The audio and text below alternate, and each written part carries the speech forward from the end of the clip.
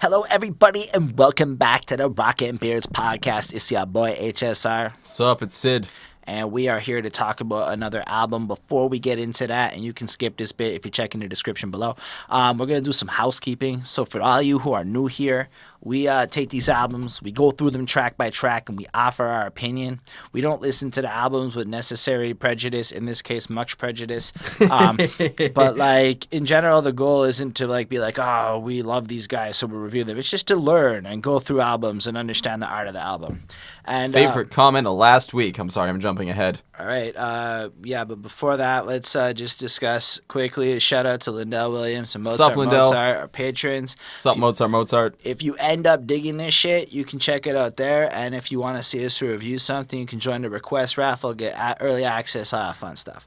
And we do love the interactions. So if you feel like commenting, you may see how it gets read in the future. And I love this comment. And it was on last week's review, which was on Korn, and it was No, it wasn't Untouchables. Issues. It was on Issues.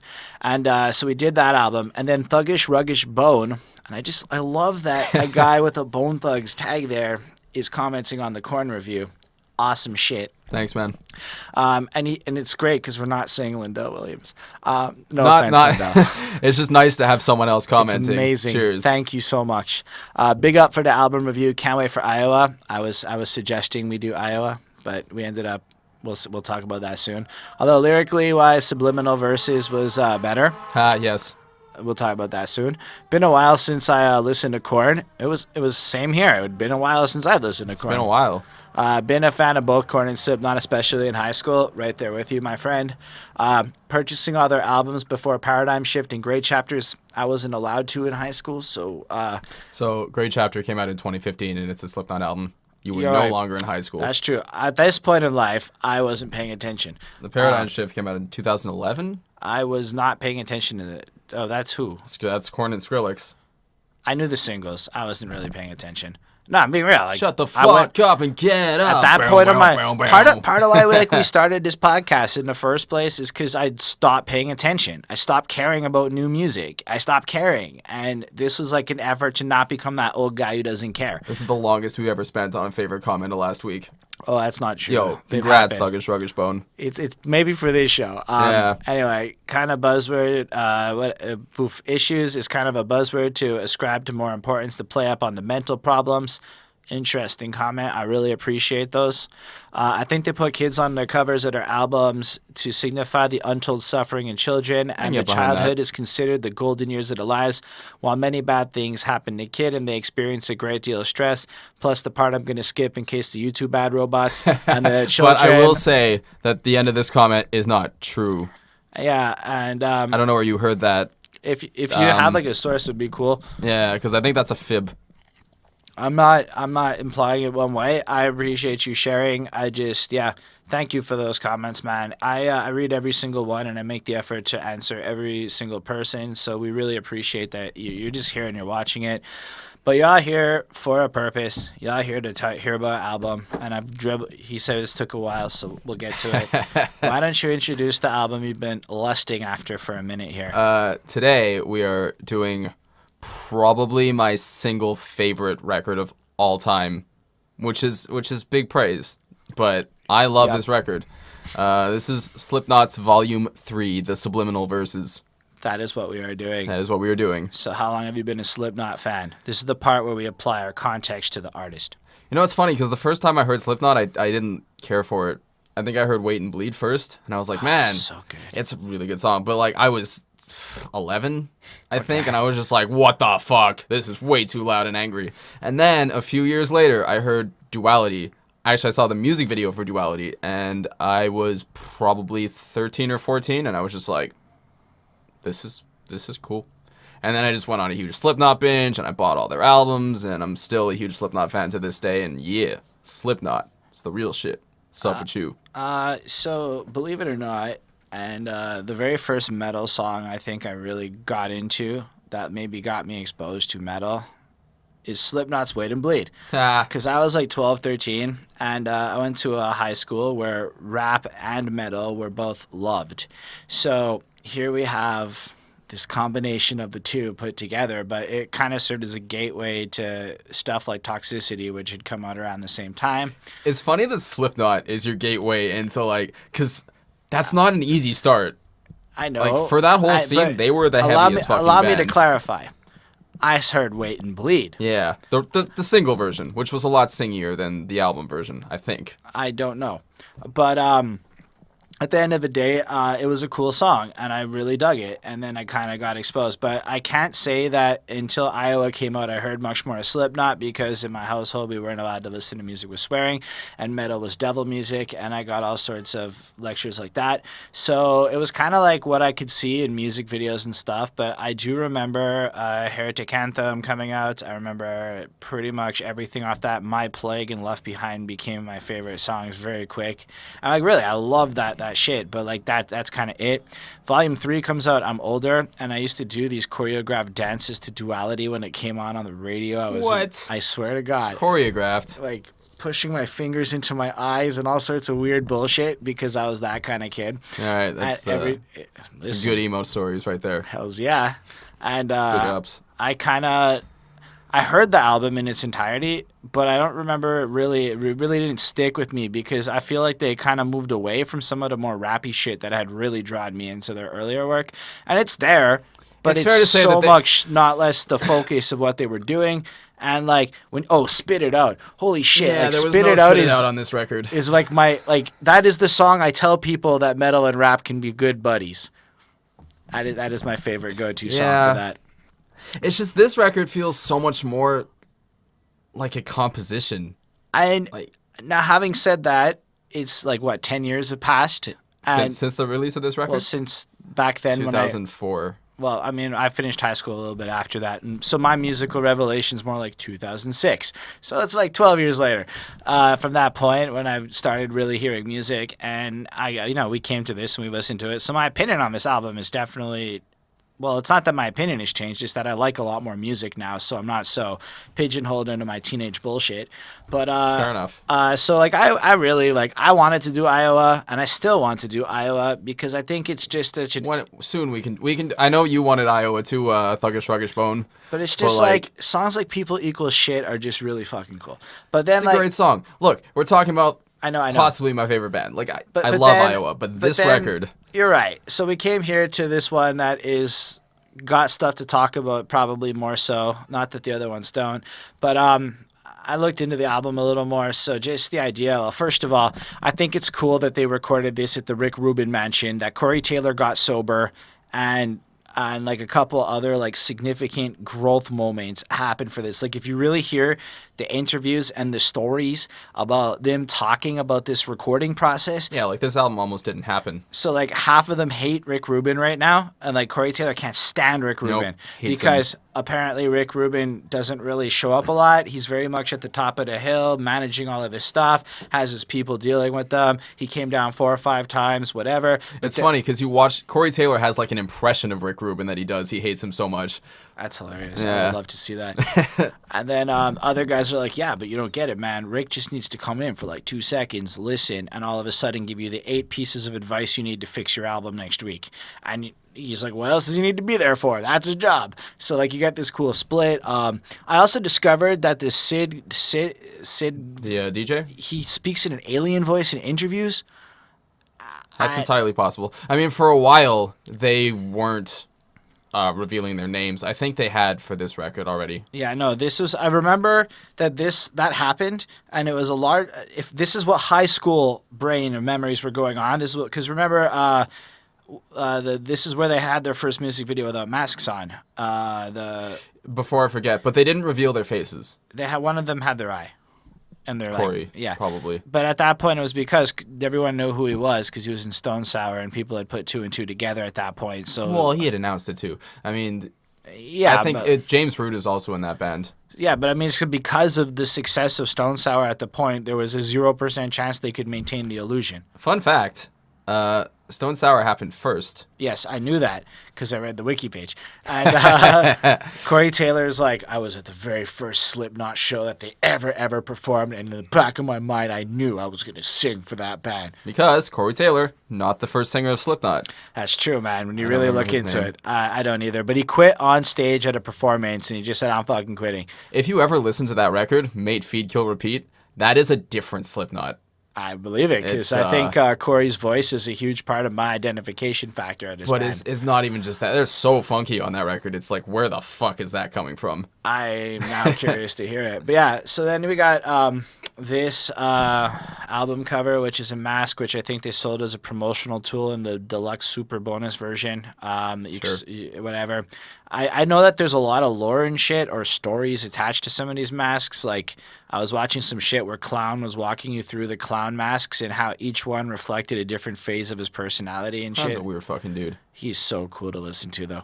Anyway, so, like, you know, this mask here, zippered up fucking thing, and just look at it, and it says Volume 3 of the Subliminal Verses at the bottom, and it is, to me, like, I mean, the coloring almost makes it look like that shit, like when a woman's having an ultrasound a little bit, kind of like that. But, like, I don't know. It's just so nothing to me when I look at this cover. Okay. Just what the about cover. the title, though? It made me always want to listen to this album. Yeah. And it's one of the more interesting album titles as a result of that. Because, first of all, Volume 3, you get it. It's the third big album. And the Subliminal Verses. And at the time, I guess I'm old enough to know what that means. So it made me want to know what the fuck is going on. And it's one of those rare, like not rare, I guess, but it's an album title that really, really, really fits the content. I can speak with Yes, the you words. Content of the album. Like, it fits so well with these songs, and there are a lot of... I give it to you. It's not... It really makes sense. Yeah. I did not understand until I heard this album, and I suppose as we go through the lyrics of the various songs, if you're not aware of why, it will make a little bit more sense to you. But that's a good call. It's a really great title that I don't think I give enough credit to in general. It's like brevity a la Max. Yeah. I don't know. Go Slipknot, go. Anyway. Prelude 3.0 starts us off. But That's right. All right, Syd, tell us about this third introduction, aptly titled The Prelude, but the third version of it, because it's their first song on the album. Go Korn. Fucking Slipknot, not Korn. Yeah. You got this. So, it's 2004. You've been listening to Slipknot for a couple of years now. You're used to that. Yeah. This is the first Slipknot record you hear after Stone Sour happens, and you hear this as the first song. You're not a happy person. I love this track because it's so out of left field for Slipknot, and it's so groovy, and it's so weird, like the watery effect that runs its way through it, and the way that Corey just lyrically like says these safe sounding things in such a dangerous way. And then the guitars come in, and now it's over, burner. It's just such a great amping intro, especially when you know what's coming next, which in 2004, listening to this for the first time, you don't. But then you have to add in the subliminal part of the verses, because the whole song has like a pretty solid or interesting message to it behind those words, right? I mean, I'll leave that to you, but just speaking of subliminal, just the effect that's used on the voice, right? Like, it's almost underneath this layer of guitars and reverb. It's so everything about this record is meticulous in the way that it's layered. You'll notice that when Rick Rubin's involved and vocal layering is involved, Syd will sound like this a lot. And that's because, as I'm noticing it, Rick Rubin does have this flair for vocal layering and effects that make it kind of distinct and ethereal. I don't agree with Corey Taylor. I think Rick Rubin is a great producer. But I think he did a lot of good work on this record. According to Corey, or one of the other guys, Corey was pretty much smashed for a lot of the recording process, and his singing was not as up to par as any of the other records due to his drinking. Due to him being sober for the first time. That was the second half of the recording process of this album. Okay. So he was drunk the first half, and a lot of the vocal recordings are a little bit not as good. And I wondered if, and this is what I read that Corey was saying about this process. So I'm wondering if some of these effects and these over things done are almost a compensation tactic because he wasn't as strong in those moments. And I might be wrong. I don't know. I just might be speculating. Corey Taylor is an extremely strong singer either way. And I mean, you got to consider he was really drunk for the first two records as well. Like this was not a new thing.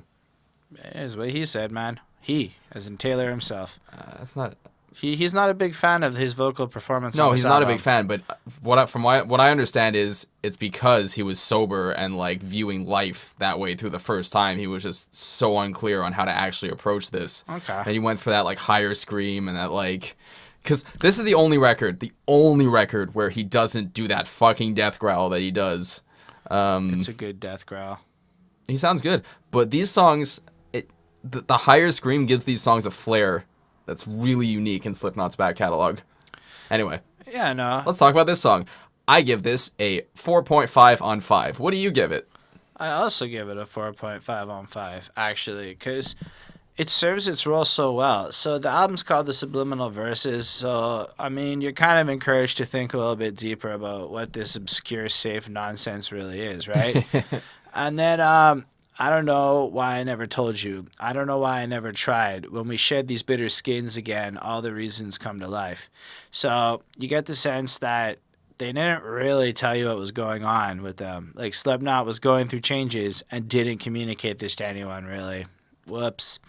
But you also get the sense that it's a two-way street here. I don't know why you never asked me, and I don't know why you never cared. When we hide these little sins again, all the reasons have to die. So you get the sense that, like, the way they were being or the types of people they were, obviously it was not coming from the best places in life, let's say, and maybe people were celebrating this kind of thing, and it was no longer healthy, and then you kind of get that tie-in, now it's over. It's over, and that's them kind of signifying this old Slipknot, because it's not sustainable. It's not who we are anymore. We don't know why we didn't tell you we were changing. You guys never really asked us if we were changing, so now it's over. Surprise! And in a sense, it's a really great move. It's a really cool, like, noteworthy thing. Yeah, no, I totally agree. And when you get past it, if you're one of those people that were like angry, as Syd mentioned earlier, and you come back to it, I guess now, and you really listen to it just as a record, it's a beautiful and gorgeous, like, melancholy kind of feel to it. Like, it's not Which, really... again, at the time, these were not words you associated with Slipknot.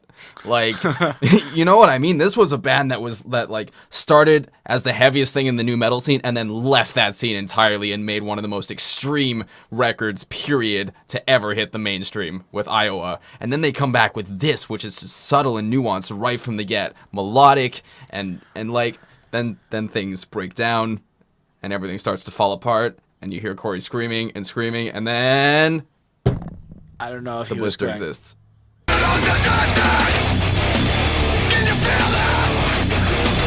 All right, Syd, do your excited thing. Now Not he's even not. fair. Now he's not going to try. Not even fair. I love this song so much. Like, oh my god. The song has been on every play. I think I listen to this song at least twice a week. Okay. Like, and I think I have for the last, 12 years of my life. Is that weird? Sorry, whatever. I don't think it's that weird. Talk Talk about the song. I don't even know if I can talk about it objectively. Just, You don't have to. Talk about it subjectively. So, it's a little bit like the intro to the first album. Sorry, comparing other albums again. I know. But it's also a lot more technical. Like, this riff, but it's so simple too, because it's just a it's not that complicated, but it's so frantic, and it switches things around so quickly from the calm Intro. I guess pool of water that was the intro. It becomes this like raging storm of just riffs and screaming and different multi-layered vocals and different octaves and all kinds of crazy samples, and just for 6 minutes or 4 minutes. I don't know how long the ending is, but it takes a really long time to end.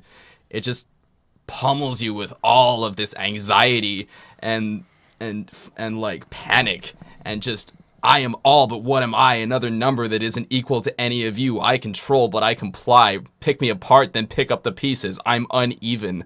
Like, 5 on 5. Your turn. Yeah.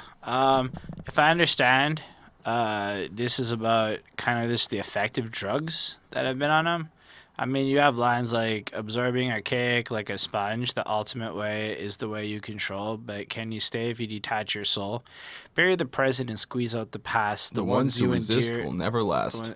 Sure, yeah. Chemical burns and the animalistic. I'm just another line line. Pseudo-sadistic. Yeah, and it just... What's interesting here is he doesn't really go out of his way to like mention drugs. It just kind of comes off sounding like drugs while not actually doing it. Like, because Corey Taylor felt like he was being challenged on this record to not swear, because he was being told that what he was doing wasn't poetry because he relied so much on swear words. So he said, "Fuck you, I'm gonna not swear for a record." And they did. And so yeah, it comes in but it's also, they're subtle on fucking like literally every point. So it's almost like the challenge was taken so far that they were going to express any concept he wanted with the same dark tone, but like vanilla. This is a vanilla song, all things considered, lyrically. Even blood on the paper and skin on my teeth. Okay, I'm trying to commit what's beneath. But it's more than that, right? Like that. Can you feel this? I'm dying to feel this. Like, it doesn't even matter specifically what he's talking about, because it's the emotion of just, which is feeling, why, wanting to feel, needing to feel, and not feeling all at the same time. So but I think that's where the actual like level of like kind of meta poetry comes in. They managed to take like this Slipknot deepness, the Slipknot darkness, and use language that's safe for radio on every song. Sure. To accomplish the goal. At the same time, like, every song on this record feels like the itch beneath the skin. A lot of them. I would say this one most definitely feels like that. I'm not gonna dispute that. I'm not on anything, by the way. No, he's just on Really excitement excited. for this freaking song. Like, here's the thing. This one comes in frantic, and it is an excellent contrast. So you know that Slipknot was a little bit trolling you with that first intro because they wanted to remind you they could still be Slipknot.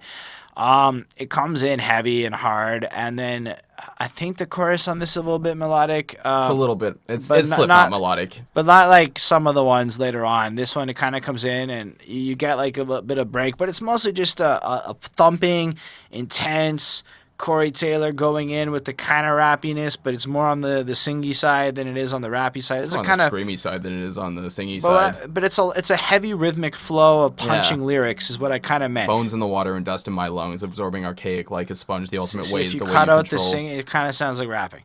Well, he's rapping it, but yeah, one voice is screaming it, one voice is doing it in a talkie voice. Oh, this is the one where like kind of bones in the water and dust in my lungs, absorbing archaic like a sponge. The ultimate way is the way you control. I forgot about that part where it bounces off of each other. And he's showing off like just how much he can do with his voice in this song. Ultimately, it lands on 4.5 from 5 for me. Okay. I think the part where it ends with the drum build up and Corey just kind of like wailing over it, like wailing like the Iowa song from Iowa, which I feel like comes back a little bit, that wailing sound. It's also really cool to see this live because the other two percussionists come from either side of the stage with snare drums, and they just all da da da da da da da da da da da da da right da da da da da da da da. Like it's a really cool rhythmic breakdown. I enjoyed this song. It's Holden didn't like it. No, it's definitely not my favorite song on the record. There are songs I like more, like significantly more enough that I don't feel right calling this a 5.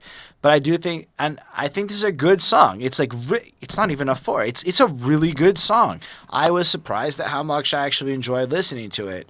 But then we go on to talk about. He only likes Iowa. 3-0.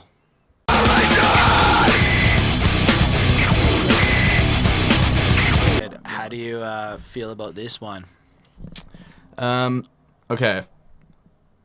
I have to talk points just because the 1, 2, 3 nil at the beginning is so cheesy.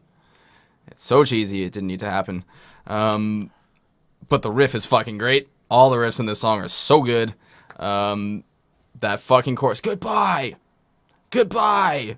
Oh, I didn't mean to leave, to stay right here. Like, it's, again, Slipknot and Corey Taylor specifically showcasing his ability to create a hook with almost no singing at all. And it gets stuck in your head for days. It's also heavy as shit. The riffs are fucking awesome. Again, there's that panic, that frantic feeling that's not... It's most present on this record, I think. Iowa is a lot slower. The first record had this a little bit, but not as refined.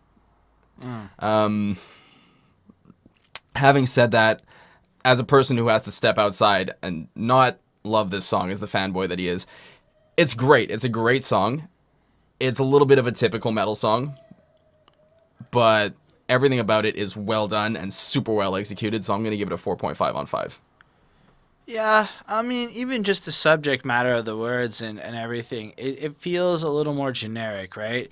It feels like those Korn songs talking about the industry using them and them feeling like kind of weirded out for like how their life is. And I might be off, right? So always feel free to correct me. I've listened to this album about 5 or 6 times in the last week, but really...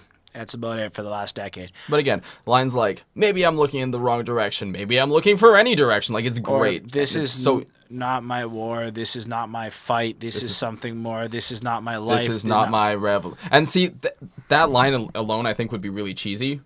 But the way that it comes in right away with, this is not my revolution. This is not my convolution. This is not my only reason to question what, like... To be fair, I'm still staying with it's kind of cheesy.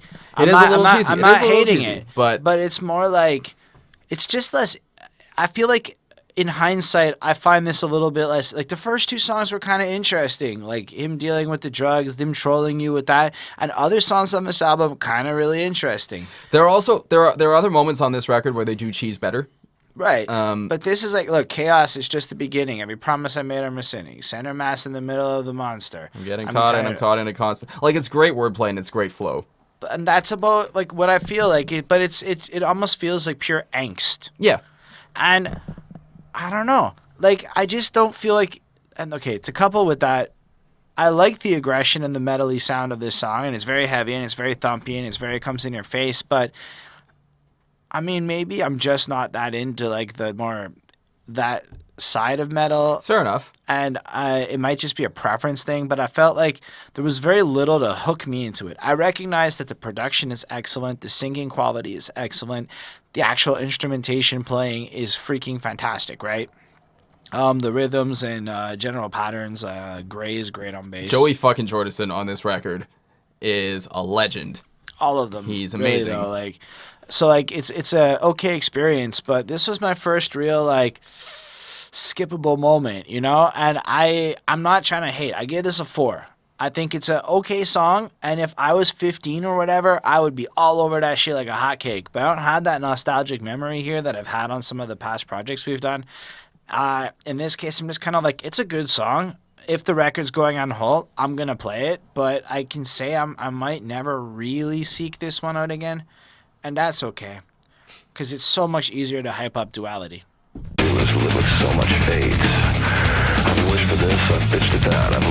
I just gotta say that this song blew my fucking mind when it came out. Like, it was what I wanted. I mean, that it's just the way he goes, the like, I have waited, I've screwed until my beats collapsed up, withered as. It's that like rappy, whispery kind of fucking cool-ass voice that he drops here. And it's not like the growly one from like the earlier one. It's like this whispery, cool shit. Yeah. And like the song's kind of approaching like a crossroads and stuff. And he's kind of presenting like this negative side. This is all the bad stuff that's happened. So now I have to go to it's like the duality of this situation is forcing him there. So it's fucking like really interesting. Like really like off the jump. Like...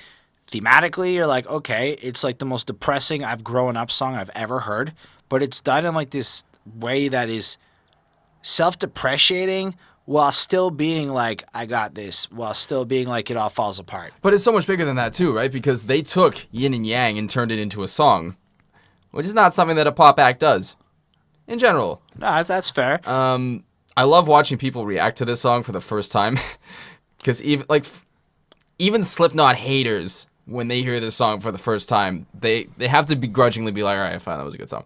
Like, it's a really good song. It's a really good song. It's super universal. It's so, like, it's one of those so simple, it's complicated songs. The main riff is dun dun dun dun. Like, it's so nothing, but at the same time, they throw in so many little subtleties, so many little punches, so many rhythmic flares that it becomes a song that just hooks you at every turn. It's like I don't even think about those things because I still get They so get you caught subliminally. up on like Corey, like just the way he's going from that to the I push my fingers into my and he Yeah. like fucking just belts it out, or at the way at the end, man, like you But just the kind of thing get is, overwhelmed with it. That it's like that's not even him holding that note. That's their sampler holding his note over top him. Yeah, I know that they have a sampler, and I thought I wanted to bring it up, but I forgot. Yeah. But you're right, like I didn't know Just that. little things like that. But like, and then like the bridge part, all I've got is like everything about that part just fucking it builds up this like tension. The rhythms, again, fucking Joey Jordison is a monster on this track. Just, he's the definition of less is more here, because every fill is perfect, and just the empty spaces that he leaves are so much more intense because of it. And then the end, which, again, was cut off for the single version, which drives me nuts every fucking time. But the end is just so much rhythmic fuckery that I feel does not go appreciated enough. I gotta give it to him. He's right. It really is beautiful. I don't know the difference. I know the album version. I don't really know the single version. So the version in the music video didn't have forgot to most watch of the the ending. music videos for this one. Whoopsie. It's really cool. They just invited a bunch of fans to an empty house and told them trash They it. got sued for $50K or some shit like that. Maybe. Because they weren't allowed to do what they did. And they did it because fuck everything. Yeah. It's a great video to watch because these kids just look like they're having so much fun just trashing this fucking house. And Slipknot's in the middle of it just playing the shit out of this song. It's great to watch. 5 on 5, man.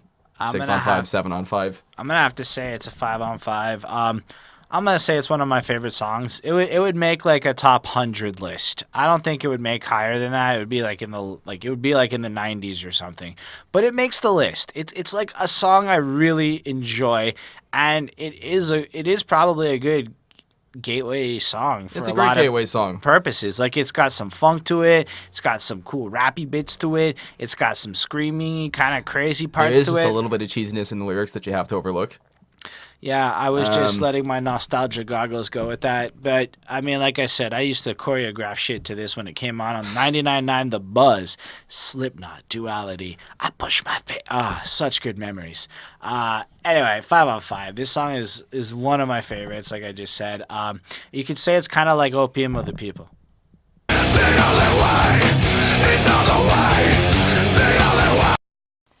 Cool. All right, Syd, tell us about the opium that the people like. Yeah, that's the name of the song.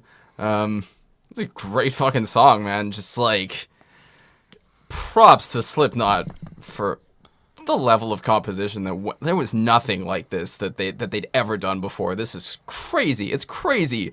It's so crazy. Like there's solos going on all the way through this thing. They're jumping from 4/4 to 5/4 in this fucking song, just like it's nothing. Every verse changes. There's a huge melodic chorus that comes out of nowhere and totally fucking works. This is a fucking 5 on 5.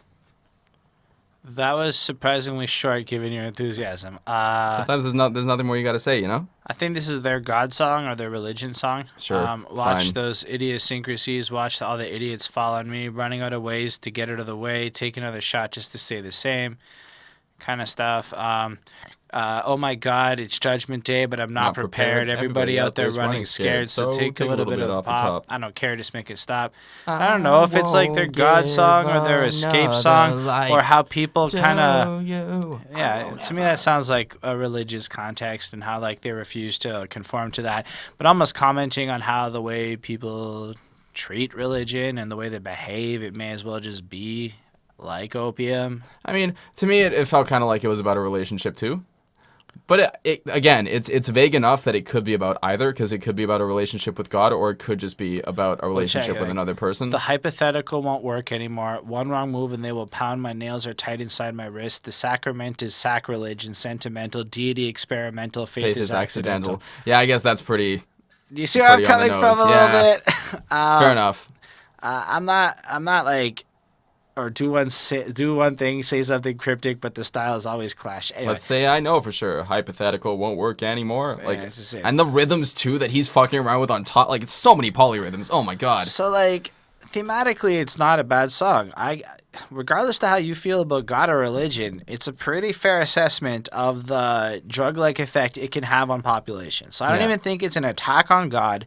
It's a social commentary on a segment of a religious population. Slipknot don't really attack things. They just kind like for all their aggression, they're more just kind of commenting on things the way they see them most of the time. Which is kind of how I took it, and that made me really respect what they did. All the odd time signature, all over the place stuff, like, listening to it, it's really impressive. Like, it's really impressive. I had to say it a second time because I don't have a better word for that. I admire and respect what I listen to, and when I recognized the time signature change that Syd pointed it out just before off camera, I was like, oh, that is impressive how Corey Corey doesn't change. The song changes around Corey, and Corey just does the same thing he did previously. Like ish. And all but of that, if you listen to the patterns that he's spitting on top of it, like it took some planning, like it took some plotting. I mean, obviously it's a polished song. Yeah. But that's what I'm saying. It sounds like a polished song, and it's so fucking jarring. It's a 4.25 for me, mostly because preferences. I'm gonna throw it on that. Like, maybe if I listen to this another 5 or 6 times, I would get used to some of this shit and I would start to like filter it out. But like, you might listen to this 10 times and still feel like this is a jarring experience, and I kind of think that's what they're going for. That is what they're going for. They're not here to appeal to, like, that's, you know. And I'm not saying it's bad or poorly done. I'm saying it's a strange song in how it's put together, but it's excellently composed. Like, just because this was the poppiest thing that they had done thus far does not, by any stretch of the imagination, make this a pop record. Like, Yeah. this record is heavy as shit, and it's pretty unrelenting, and that's something that you have to understand going into it. Yeah. So I gave it a 4.25, like I said, before I circle around and say I gave it a 4.25, and then I circle around and... I gotta...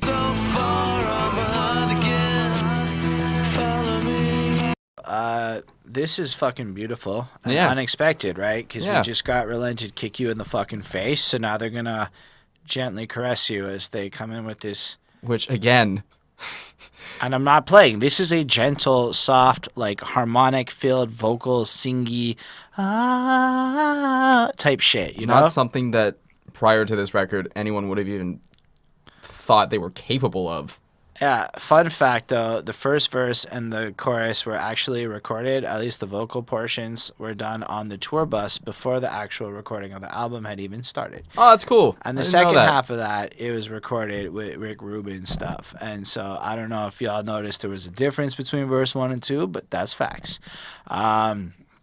Yeah, I don't know. Apparently, this is the one that Corey had written while coping with the death of his father or some shit. I think I might be wrong. I'm reading "Give Me the Dust of My Father," and that might have just triggered that word. I think it was more that... Because I don't think his father had died. Or I think he had found his father. okay, and something to do with his father. Yeah. Stand up and face the ancients, bear the secret flesh. Yeah, you're right. I think that's what I read. The secret of time itself. Follow me. I've come so far. Whatever. And you know, it's sweet. It's got this kind of confused tone to the lyrics. Like it's weird. We almost feel like it's just this faith that things are gonna go full circle and like work out the way they're supposed to. And there's almost hope and optimism poking through in this song. You know? Yeah, but what I also like about this song thematically on the record is that it's just about the halfway point, right? Yeah. And he sings that line, "All of my endings are waiting to begin," and like, then the song breaks apart, and it's like the first half of the record is over, and then it fades into Welcome, and the second half of the record starts, Okay. and everything comes full circle. Okay, I didn't really think about that, but it's cool, and I'm happy you told me that. I know sometimes I look nonchalant, but it's because I'm processing what he's saying as I'm talking here. Processing. I could be wrong too, but I kind of Hold felt on. like that. No, that's the next song, but there is a good point there. It's an okay song. You get a little bit more of insecurity coming into the second verse with "I know the way, but I falter. Can't be afraid of my patience. There's a sacred place. Razel keeps me safe." I forgot what Razel was. I had known it, and I didn't write it down. Sometimes I just think I'm gonna remember. It failed me now. So if you know, you can tell us in the comments. Yeah, but I mean, look, it's interesting. It works as an interlude. I think it works as a standalone fucking. It works awesome as a standalone song too. I really like how it turns into this almost like drum and bass outro, which is really cool. I give it a 4.5 on 5. I think it's a really strong song. It's definitely one of the ones that I will come back to in the future. Like when I go through Slipknot and I'm like looking at there's gonna be moments where I'm like, yeah, circle, and actually just click the button, you know. Whereas not other songs would not have that same kind of effect on me. It's not just because of its placement on this. It's just a cool, ethereal, weird song that I really dig. It's cool. I mean, I give it a 4.2 on 5. I like it. It's not the standout on this record for me. I think it has its place here. I think it's a really cool experiment that did what it was supposed to do, which is cool. Welcome. Yeah, welcome.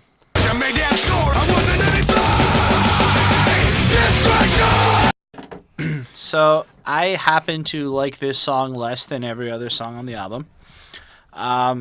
So it's got lots of cool things that if you were to like sample the shit out of this song, there's a whole bunch to take from it that are really fun in isolated snippets. There are also a shit ton of samples going on this song. So like the cool system of a down beginning is really like awesome sounding and stuff, and then you just kind of get into the song and it's all over the place. And look, I know that that's what they're trying to do, and they did it on purpose, and a lot of people might like that. I just kind of felt it was kind of chaotic to a point where I didn't enjoy it. Lyrically, I had to say, clawed away from human clay. Okay, we are the broken shards of the art disarray. Okay, before you condemn, you raped and feed us meconium. What is meconium? That's poop. That is the coolest way I've ever heard anybody say poop ever. Corey Taylor was like, "Fuck you! I'm not even gonna swear like a kid."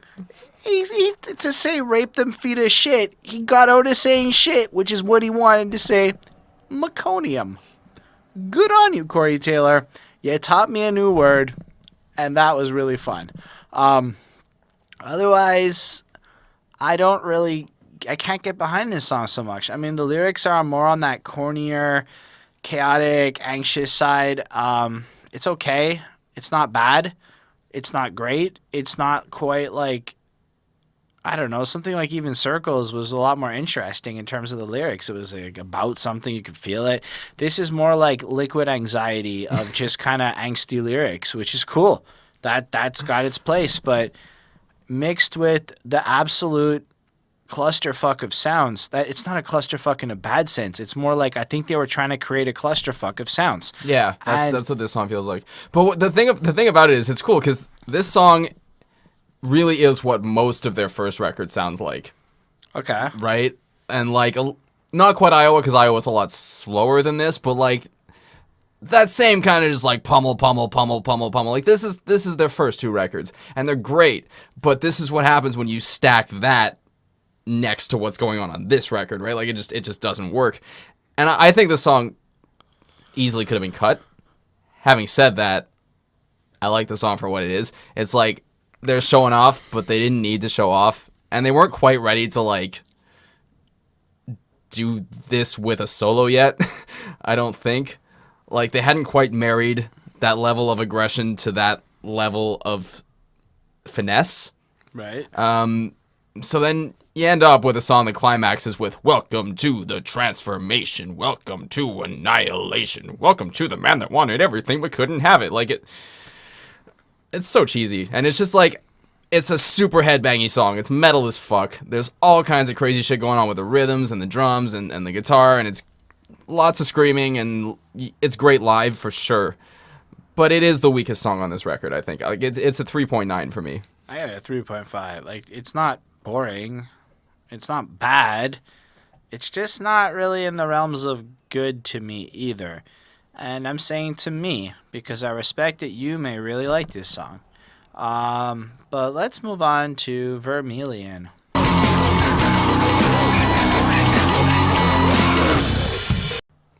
If I may start with something that's a little bit tangenty. Tangential. Aphids. Tangential and was the word you were ants. looking for. Yes, tangential. aphids and ants have a symbiotic relationship found in nature in terms of how they get honeydew and shit from plants. Aphids are little tiny bugs that have the skill set required to bust through the plant to get to like the shit behind it, and ants are capable of transport. So they create a symbiotic nature. BFFs. So that lyric that has aphids in it describing how they're destined to be together makes sense. What's the line? I don't know if I wrote the line down or if I just wrote the aphids part down. What to say? What caught Oh, my fixed and crazy attention? aphid attraction, carve my name in my face to recognize, such a pheromone called to terrorize. Actually, that's pretty brilliantly done then in Yeah. hindsight, right? Because it's pointing out how like this obsession. I mean, in part one, as I understand it, according to the internet, we don't know what we know in part two when we find out. But part one is more like he's a serial killer of sorts going after his prey, describing this person he's overtly obsessed with, right? And there are some like signs that he wants to kill this person in it, like it's now or never, she's coming home forever, and then the forever's kind of loosely implied to be like, Yeah, I just she's never. the only one that makes me sad, or into the night she came. Yeah, no, I just said that again. To me, it's always felt like he lusted after this person in this part, right? Like he lusted after a person who didn't know he existed, basically. Like he lusted after her from afar, and he got to a point where he didn't even recognize himself because he was thinking all these crazy things, and then he based an imaginary, unattainable lust after this. That's the second part, which is, sorry, spoiler. Yeah, but like I kind of got the sense that in terms of just the way he describes it, in the first part, it's about a person, and in the second But it's part, about a person who doesn't know him that he's obsessed with. Yeah, I will agree with that. Yeah. But it definitely has this like dark, like he intends to do her harm, almost kind of obsession. I wrote down in my notes here, it almost sounds like the anthem that I imagine an incel person would write if they were trying to describe how they feel about the girl they're obsessed with. I guess. But I think And I'm that's not just the trying nature to- of the music, right? Like, And I'm it's, not trying to imply, like, just to be clear for anyone, that Corey Taylor is of this mindset or that that's what they were going for. It's just that it seems like Corey was imagining that, like, type of person and trying to describe, like, that obsession and that's because it's darkness. And that's kind of now we have, this. But at the end, like, it feels like he's turning it on himself, right? Like, he's not going to turn this on her. He's recognizing that he's the one who's at this being point, messed up. but I not won't yet. let this build up inside of me. She isn't real. I can't make her real. Like, see, in the context of the second part, I agree with you. In this part, when I hear it, it almost feels more like I'm gonna deal with the situation. but that whole like she isn't real, I can't make her real doesn't make you feel like he's recognizing this in himself and trying to fix it. is that in the That's how first it part ends. or the Yeah, that's how it second? ends. But again, She isn't real. I can't make her real. She isn't real. yeah, I don't know. I still can't make feel her that real. like I still don't feel like the person's so imaginary in part one. I feel like, But I feel like he's recognizing this crazy shit going on in him. I agree. And trying to fix it in himself But- rather than thinking about going after someone else. That's how it feels. I don't feel like that it's a matter of like, at least here, because I feel like that's the point of part two, is to be the counterbalance, is to take this like what appears to be a person obsessed with this actual person, this creepy nefarious thing, and then because when we get to part two, it manifests into this counterbalance where it's like the big reveal and we find out, oh, it was a secret all along. And that's kind of how I took it, having like reviewed the album now and listened to it. And maybe I'm influenced by what I read on the internet, but it just got this more like, because it's about a person here that he's obsessed with. And the second part is more like idea of a person, It's like he's obsessed with a person, but she isn't real to him. She can't be real to him, so let it go. That's how I've always felt about this part of the song. I get that. And again, that is the entire ending. So, But like Could she be is wrong, home, but- like she is everything and more. The solemn hypnotic, my dahlia bathed in possession. She is home to me. I get nervous, perverse when I see her. It's worse, but and the stress is astounding. So like to me, this sounds like that nice guy that that is really into that girl and just acts like a bit of an asshole because he can't get the girl. Right, but so that's the beginning of the song, right? And then it gets to the point where he's like, carve my name in my face to recognize, like, who the fuck am I? What's happening to me? Yeah, but still. I won't let this build up inside of me. She isn't real. I can't make her real. Yeah, but the still like the won't let this build up inside me part's like right in the middle of this one. It isn't such a prevalent. It's the part. outro. It's the giant chorus outro. If you want, But we can that- pause and we can listen to the song again. Pretty sure. To me, after even listening to he's right, does have the chorus part. Y'all knew he was right. I still have been listening to that little part where he's like on a slave and a master and shit. That sounds like he's about to beat some chick because he hates himself to me. Like that, I'm not trying to like dumb it down, but to me, when I hear that part, I can see how it flips in that I direction. exist through my need to self-oblige. She is something in me that I despise. Yeah, I won't let this build up but inside like of me. often when you look at domestic abuse, that's a very interesting way to describe those same feelings. Or if you look at misogyny, it could be the same kind of thing. That's all I'm trying to say. To me, it still felt like an actual person. That was the whole point I'm trying to convey at this point. I wasn't left with the sense of, oh, this is imaginary at this point in the song. This song, it still feels like a person, but that he's trying to get over and get away from because That he's was my recognizing that whole it's doing point. something weird And then to him. part 2 would give us the culmination of the whatever. So anyway, I really dug Vermilion. I think it's got this cool the riff is pretty cool, and I knew it. All the riffs. So like I knew that because the second one was the single that hit the radio and shit, and the first one I only heard after I heard the second one, so I was like, whoa, that is different. First one was also a single. They both had music videos. Did they? Yeah. I don't know that I heard the first one as a single. I remember part 2 being a single that I heard. Anyway, I gave this a 4.5. It's a really cool song, and he's really like evidently we had a whole bunch to talk about, so it gives you a whole bunch to think about. I mean, this is a 5 for me. Look, again, this song is timeless. Like I could see how the first minute or so could be a little cheesy, more on the cheesy side than on the creepy side. Like I understand that, but at the same time, the way the song evolves and changes and goes through all these twists and turns and all these different melodies that are just like, and you got to consider too, Slipknot are tuned down to B. So for them to be as melodic as they are on this record, playing as low as they are playing on this record, you compare that to other bands that are playing as down-tuned as Slipknot is playing. Like they don't get away with being this melodic. So that is huge. All of the production that goes into this song, especially, I think Rick Rubin shines here. Joey Jordison shines all the way through. There's another section where they go into 5, which is very often overlooked, and there's a solo section which really, really works on this one, and it all culminates in this huge, I won't let this build up inside of me. And then it just like, you have this big climax after this huge storm, and then it comes down and it fades. Won't let this build up. Like it's perfect to me. This song is perfect. Okay, so All right. it's a 5. It's a 5. All right, so Pulse of the Maggots. How many of you guys consider yourself maggots?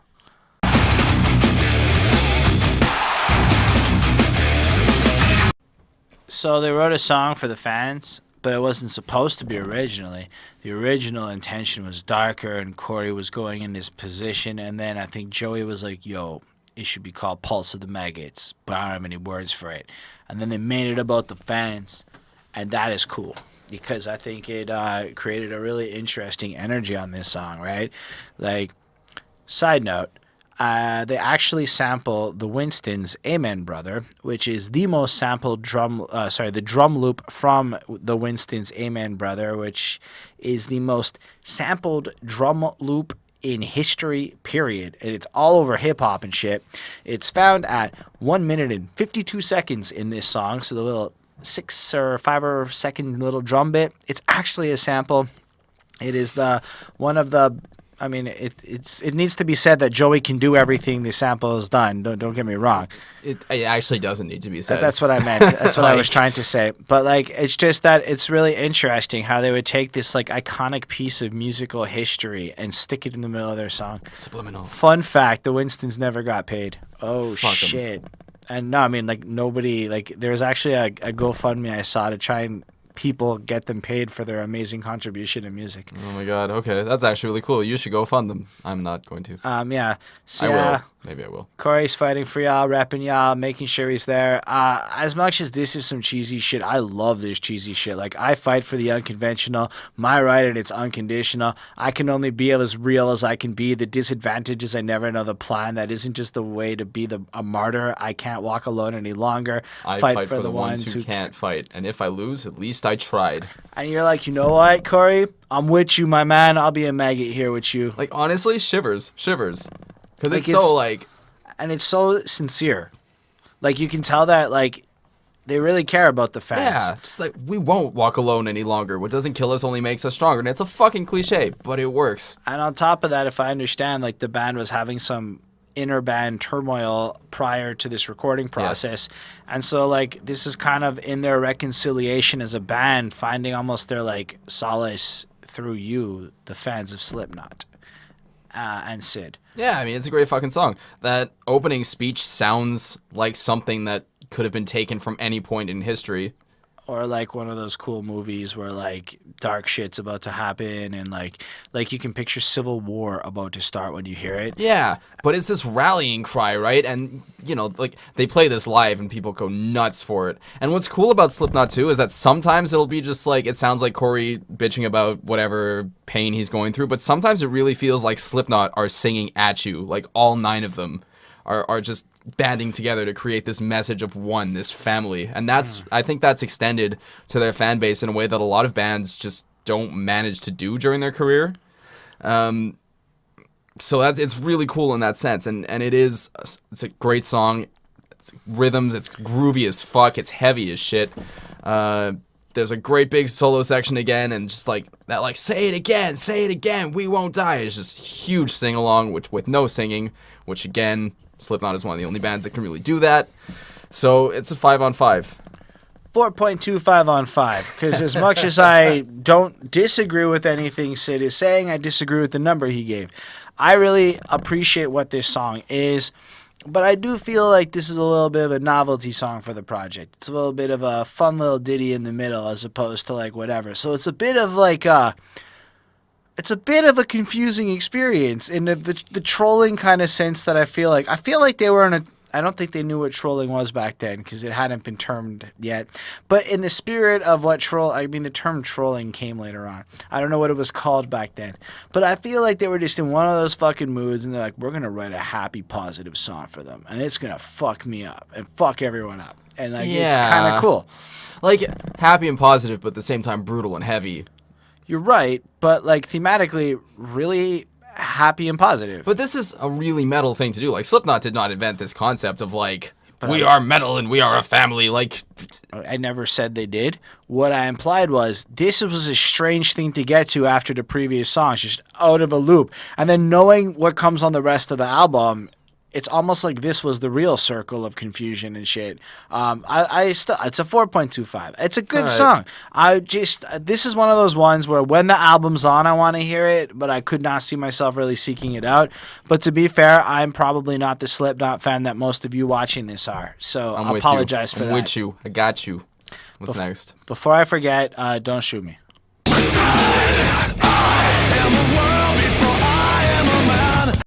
So I'm going to just go out there and say the teenage me heard this shit, loved this shit. Now I don't know how to look at this without nostalgia goggles. So it's fucking cool.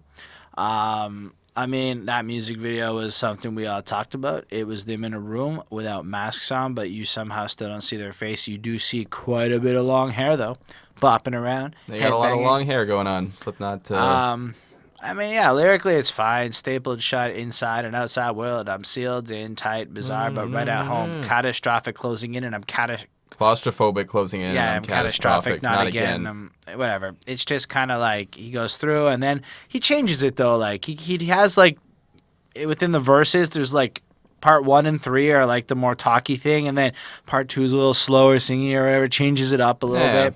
So he's flossing his vocal talent. Like it's almost like.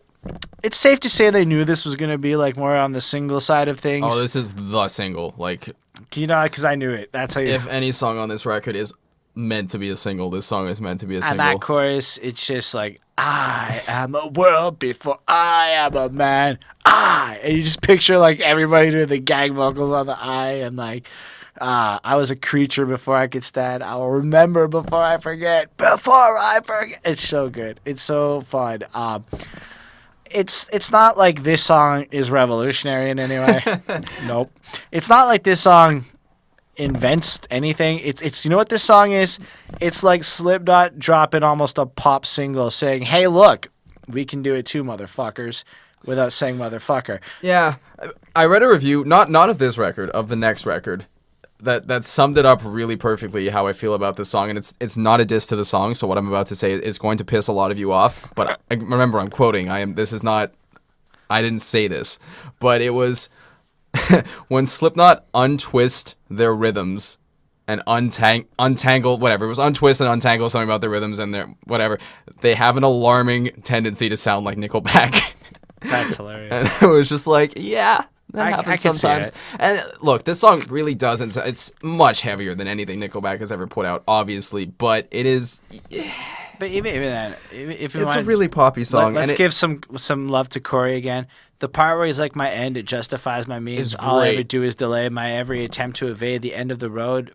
And then you go, my end. man, it justifies my It's means. possibly like one of my favorite little lyrical, vocal, melodic riffs. Every angle element of this song might be one of my like favorite parts of the entire project.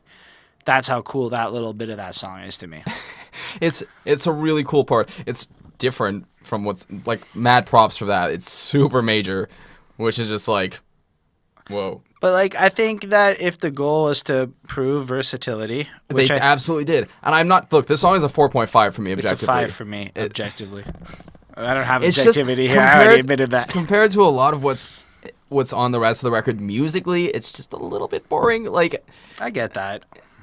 because there's so much. Because he knows how to play instruments properly. But it's a cool song, and I can like this was a gateway song to Slipknot, in the same way that Left Behind was on the previous record. But like Left Behind is still heavier than this song. Left Behind is good. But it's the same. I ignore you as I close my eyes. I feel it all slipping like, away. It's the same. I am a world before. Like it's the same kind of mentality that goes into the chorus here. Like add that melody, get people in. I don't want to say it's cheap because it's not, and the chorus is really good. It's huge. It's something that people are going to sing along to for the rest of time. But just objectively, for me, it's not as interesting as the rest of the record. 4.5. You gave it a 5? I did. Let's The talk Nameless? about Vermilion Part 2. Oh, fuck. That's What's wrong? right. She's a myth that I have to believe in. I gotta say, I like Vermilion Part 2 a little bit more than Part 1. It's the one I heard first, and I got accustomed to it. I remember leaving here last week and you telling me you didn't like Vermilion. I don't... Like, here's the thing. I don't like Vermilion as a teenager who wanted to hear more Slipknot. Okay? Yeah, again. I mean... But now I'm 30, and I'm listening to this album going, objectively, it's hard to deny how beautiful this fucking song sounds like. It's a beautiful Like piece of this chamber pop. Eerie, which, again... eerie, dark, beautiful. Like, it's like the kind of beautiful that you don't necessarily want to be alone in that dark alleyway for. Yeah, but... Again, listening to this record for the first time after 2 records of heavy, heavy, heavy, pummel, pummel, pummel. This was so out of left field. Even when Circle is taken into consideration, even when the intro is taken into consideration, this song comes out of nowhere. Like it's just one acoustic guitar, a lot of big harmonies. Not a blast beat to be found. You know what I mean? Yeah, it's pretty strong. So yeah, it was lines like "She is everything to me," "The unrequited dream," a song that no one sings, "The unattainable," "She's a myth that I have to believe in," "All I need to make it real is one more reason." That really starts to give the clue that this is a fixation for the record. Yeah. So now we're in part 2, and I guess we transition into that its obsession is over some imaginary, obsessive, almost perfect thing that he's person. created in his head. Yeah. It can't be real. It's not a real person. Yeah, and then when you like, I won't let this build up inside me. I won't let this build up inside me. She isn't real. I can't make her real. I mean, he's not really being subtle anymore. Well, it's the same way the first part ended. This song mirrors the first part in every sense, except there's no gain or drum fills. But lyrically, like it feels like. But like, all of that like, is all of that happens in the first part. We just went over this. I know. But the lyrics are not exactly the same. No, but that she isn't real. No, but maybe the she isn't real. No, though I won't let their build up inside me part. I agree is there and whatever the she isn't real. But we're talking about more the verses end of it. So in the verses side of it, it feels a lot more like there's a person he's obsessed with. In the second one, it feels more like an idea that's escaped him or something he's missing. Like it's no longer like it's either a memory. Like even to the sense he's thinking back on the first song is even a possibility there. And so when you get to those lyrics that are mirrored, it just takes on like that entirely different meaning. But then like it's hard to talk about one of these without the other one in light of how this is almost a really interesting thing. But then it's almost got like that dark, menacing serial killer vibe because of the drums and shit. But then you change the music and it's now kind of airy, light and breezy, and now it's just a creepy guy like obsessing over somebody, not a creepy guy being super creepy. Like, and I love how the first part starts with that but super creepy and a high pitched like synthesizer effect, and then this one just ends with rung out on the piano. Like it's a perfect way to bookend both parts because they were meant to be listened to together, right? Like. Ultimately, I guess, but then they separated them by like a couple songs. Yeah, but still, I gave this another 4.5 on 5. I think it's still good. They're not perfect to me. They're really good to me. They're really fun to listen to now that I'm older and whatnot.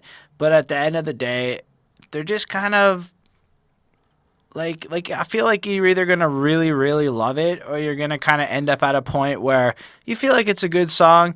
But, like, I don't know. I'm just rarely in a mood to want to listen to this strange, eerie, melancholy vibe that they put forward on this. I mean, that's Slipknot, right? And, like, when I say that this is the record where they really cemented their sound, like, that's it. You either really love them for all of the weird shit that they do, or you don't.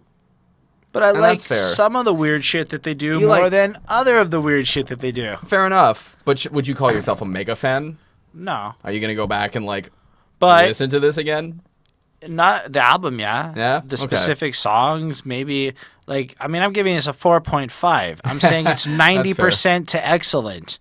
Like, I'm not coming at this and saying it's poor. I'm saying I've always considered myself somebody who appreciates what Slipknot did, but not in the sense where I'm going to like every song just because it's Slipknot. There are going to be songs I think are that good. I think most of their work is in like this good range, and then there's a couple where I'm not feeling it as much. But I really am a little bit surprised at how much I dug the project, all things considered. I felt like I would like their older work more than this project. This is a 4.5 for me as well. Anyway, now it's the Nameless. Oh, I didn't even talk about it. You didn't talk about Vermilion Part 2? No. Okay, what do you want to say? Oh my god. Can't believe you just did that. What do you want to say that you were like talking about it, like the whole way through? I was conversating with you. Okay, what would you like to add, Syd? I would like to add that this song is a little bit drony. Okay. The Nameless.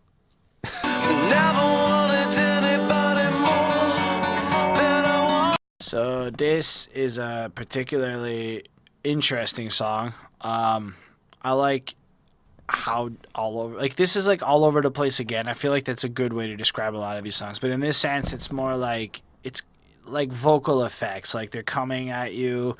It's like every word, like he's like pathetic, bead-eyed, blah, blah, like happy, safe, servant, caged, and like each time it's like a different voice, a different pitch, a different, like, whatever. Sid was saying panned, he said it off camera, panned in a specific way where it's like it's coming at you from like here, like it's really cool. And I feel like the verses are almost schizophrenic in the way that they present things, and then it finally calms down in the chorus, and I never wanted anybody more than I wanted you, and he's sure of that.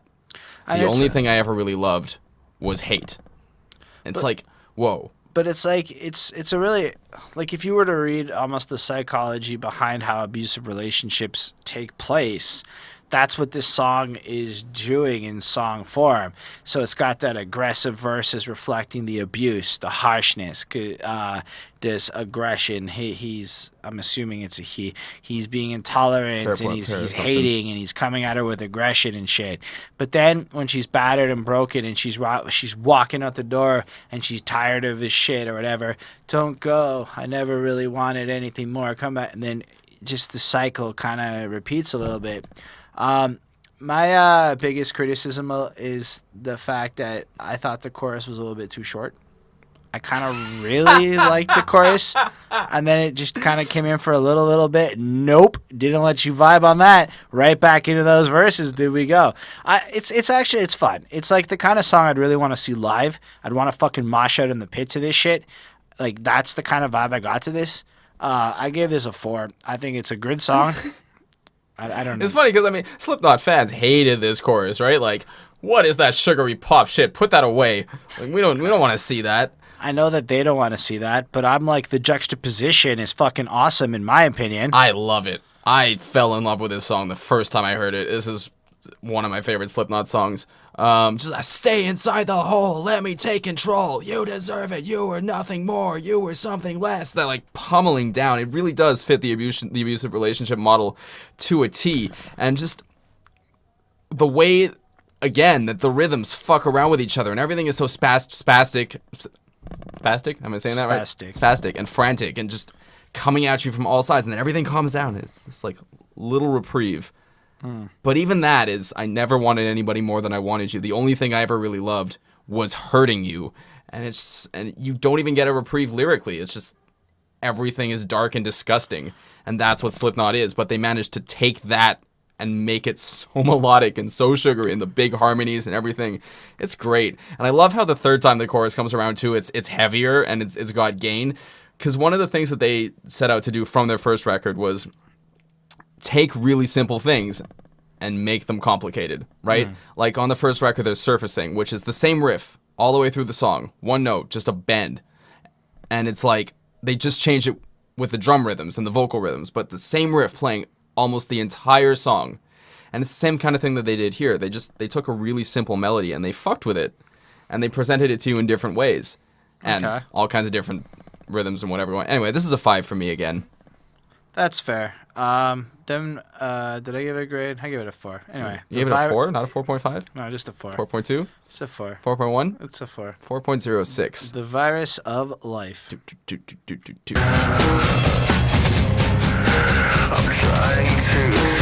This one's the second serial killer song on the album. Really? I just feel like the song's about sex. Really? Yeah. Okay, go on. It's the virus of life. It's just that feeling of getting horny and not being able to control it and like, what the fuck is wrong with me? I have the id brain taking over. Like it's that line from The Matrix where Agent Smith says life is a virus and needs to be eradicated. That's the feeling I get. Like, we are here to propagate this virus and make it continue and make it grow, and that's what sex is. And it's just this like inconvenient, almost panicky thing that takes over your body and makes you not think clearly and makes you. That's what I get from this song, and I think, and the music portrays that very, very well, and especially the whole like the way the guitar sounds like a fly. And it's like industrial in its execution. It's super creepy. This is one of the things that Slipknot does best, is sounding creepy like this. They have at least one song like this on every record. I think it works super well. You don't like the way the vocals are sampled in, but I think it adds to the subliminal verses. So when Corey's being sampled, and I think it's between the first and second verse, and that little music-y bridge. Yeah. It was just so dorky to me. And that was like my part, like, I was cool in the sense of like I wasn't expecting it, but he almost sounds like a little kid in a couple of them, and maybe that's the point, and that's cool. I didn't get the sex thing, but I also like he listened to the song for like 12 years, and I'm going to enter you until you. I know, but well, I can see you, but you can't see me. I can touch you and you wouldn't even feel me. Like it's. I wait a second and you'll settle down. I'm just waiting till you really let your guard down. You're relaxed, you're sublime, you're amazing. You don't even know the danger you're facing. If I'm quiet, I'll slide up behind you. And if you hear me, I'll enjoy trying to find you. I've been with you all day. I'm trying to stay calm. I'm impatient. It's really hard to breathe. I'm going to empty you and fill you in with me. Maybe it's rape. Like if that's anything, but that sounds more like a guy who is on the sidelines creepily stalking his fucking prey, his obsessive nature. It's almost like Vermilion on steroids. Yeah, but again, I still felt like they were being creepy. Like they were taking a non-creepy subject and making it creepy. I mean, which I think is something that you also totally that they're good like at. might be right. I just don't feel the sex vibes as much in an innocuous primal sense. This kind of felt more like somebody trying to snuff out the virus of life in somebody else, and maybe create some snuff in like the porn variety in like the middle of it. But like, I guess that's this is a fair assessment as well. violent attack on somebody is how I feel. Like, again, in the Vermilion kind of creepy stalker obsession kind of way, and that was a little bit part of my issue with it. And maybe it's just because I was in review mode. Let us and know whatever. But which like, one you think it is. when I heard this, it felt like Vermilion Part 3 without really being connected to the story, with some super creepy whatever stuff going on. I also did not enjoy the chorus. I like the verses, and I like the way. Me to my knees, yeah. waiting, I am your Yeah, disease. I did not enjoy that as much. Lover, set my symptoms free, covered, you can't love me.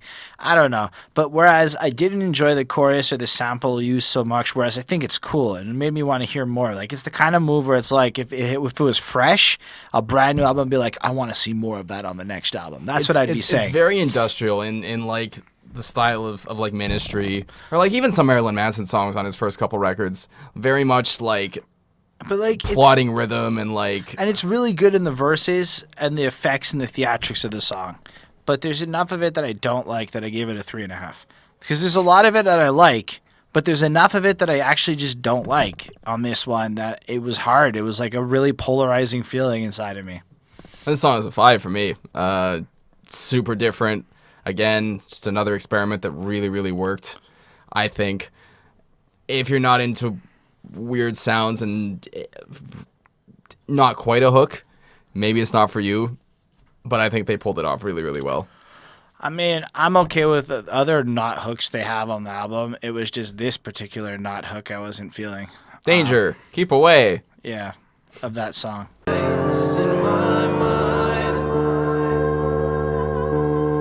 So this is definitely like a counterpart to the introduction song, which, if you're just joining us, has Slipknot kind of being like, yeah, we changed. We didn't bother to tell you. You didn't bother to ask. But we changed. Old Slipknot's over.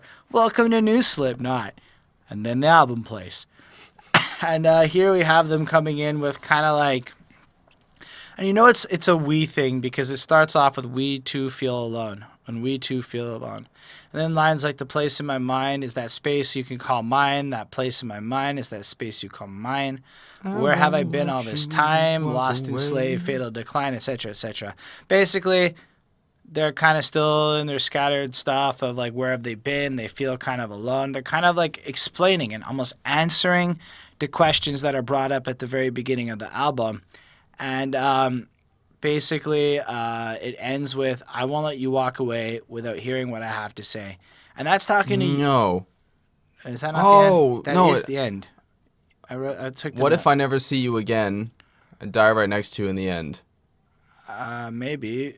That might be the literal last line. But like it builds up with, I won't let you walk away without hearing what I have to say a few times. That's what I wrote down. I could be wrong. Oh, no, because I'll die next to you in the end is the end of the second verse, and that I won't let you walk away without hearing what I have to say would be like the chorus thing that literally ends it. Right. So that part that you said is more like still in the answering the question and shit, but it really just kind of ends with this, we need you to hear what's going on. Like, you, the fan, like, you don't just get off the hook here. Like, we're telling you what's going on with us. We're like, it's almost like Slipknot wants to open up with you for the first time and be people with you and stuff. And like, it's very important that you hear what's going on. And it's like that, you know, their message gets said to you and whatnot. And it has like this kind of deep finality to it. It was basically like a less good version of the intro to me. So I gave it a 4 because it's enjoyable and it's cool little riffs and stuff. But it was like a slightly less good version of the intro. It's a good companion piece to it. It's funny because Corey Taylor still considers this point in Slipknot's history as the point where he was pretending not to be able to sing, right?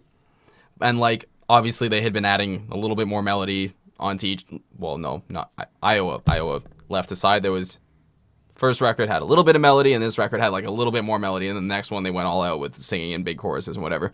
But this song, I think, just showcases his voice really, really well because it's beautiful. Like the harmonies work, the melodies work. You really feel just the soul in the way I feel anyway. I really like this as an outro.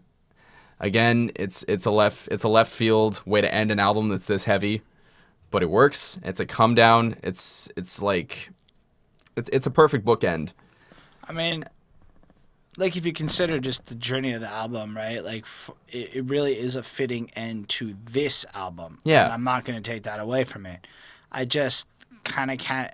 I feel like I hear this and I instantly hear the intro at the same time. And I don't know how to explain it. I heard it and I'm like, this kind of sounds like the intro a bit. I don't know. And I know it doesn't because I went back Yeah, and played the it doesn't. intro, but that's how it ended up feeling for me. And so it's hard. Listen, sometimes your brain does some fucked up shit when you listen to a lot of music. This is What your can brain I on say? music. 4.5 on 5. The That's record. fair. I get this album a 4.29. Honestly, I really dig this thing. I think it's a really cool album. I think it was like a giant experiment. I don't know, I might be wrong, but it felt like they were trying a lot of things here. Like they weren't necessarily certain of what they wanted to do across the board on this album. There's a lot of like, and it really feels like this growing process. Like you can feel how like when you learn the story a bit, you know, they're growing, they're recovering, they're like fixing the relationship, and you get that. Sorry.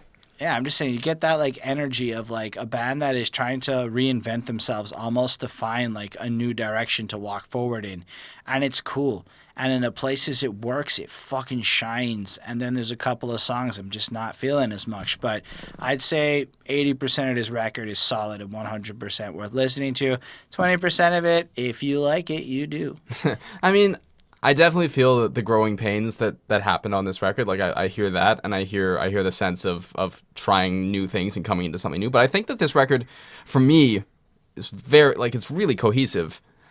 It works as much as a solid piece as it does as individual songs, with a couple of exceptions here and there. Welcome didn't have to be there, but at the same time, Circle devolves into Welcome very well. Yeah. The same way that the first 3 or 4 tracks all devolve into each other very well, and the last few all kind of fade into each other really well. And I think that a lot of these songs are made stronger standing next to each other, which is cool. You don't hear that on a lot of records. Like a lot of bands have just kind of abandoned that strategy when it comes to making records.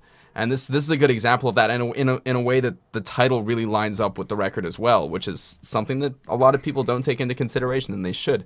Like it feels to me like this was really meticulous in a way that a lot of musicians don't approach music. So, I mean, look, this record is a 4.8 for me. It's almost perfect. Obviously, I'm biased. But That's fair. yeah, a record doesn't get to be your favorite record without being something special, you know? That's true. How do you guys feel? What do you think about this project? Also, thank y'all for watching. It's pretty fucking incredible that you sat through this and like hung out with us this whole time. Yeah. Let us know what you thought in the comments. You can also like the video if you feel like it was likable. You can subscribe to the channel if you want to see more reviews and other such things. And thanks to Lindell Williams and Mozart, our patrons. And if you really want to see us get like a better life in here, maybe produce a better product, you can help us out like that too. It's totally an option. We'll be back next week with another album review and another something, and Kristen should be back with us, and yeah, because she's in the States doing stuff. So have yourselves a great week, and we'll catch you next time, and you let us know what we should review in the future, YouTube watching person. Merry Christmas.